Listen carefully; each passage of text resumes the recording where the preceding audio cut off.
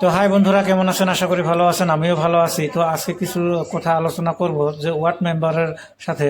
তো 52 নং ধাইগাঁও গাঁও পঞ্চায়েতের অন্তর্গত সর্দারপাড়া গাঁওর মনোনীত প্রার্থী ইয়াসমিনা বেগম, তার প্রতীক চিহ্ন হলো ট্যাক্সি গাড়ি। তো আগে আমরা ইনার পরিচয় জানবো, তারপর কিছু কথা আলোচনা করব। আমাদের সঙ্গে থাকবেন। আসসালামু আলাইকুম। আমার 52 নং ধাইগাঁও 7 নং ওয়ার্ডের সর্দারপাড়া গাঁওয়ের প্রতিনিধি আমি। আমার নাম ইয়াসমিনা বেগম। আর আমার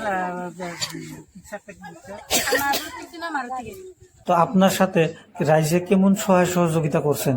অনেক ভালো সার্ভিস আমার সাথে ওরা। তো যাই হোক, আমরা এই বোনটার কাছে শুনি কি বলে ইয়াসমিনার সম্পর্কে। এবার প্রতিনিধি বেগম জিতিব, রাইজের সবাই সঙ্গ দিছে। ইয়াসমিনা বেগম জিন্দাবাদ। আপনি যে জিতার পরে 5 বছর সময় পাবেন, এই 5 বছরে রাইজের কি কি কাম করবেন? রাজ্যের হয়ে আমি আমার রাস্তাঘাটগুলো যেগুলো খারাপ আছে ওগুলো আমি ঠিক করতে চাই।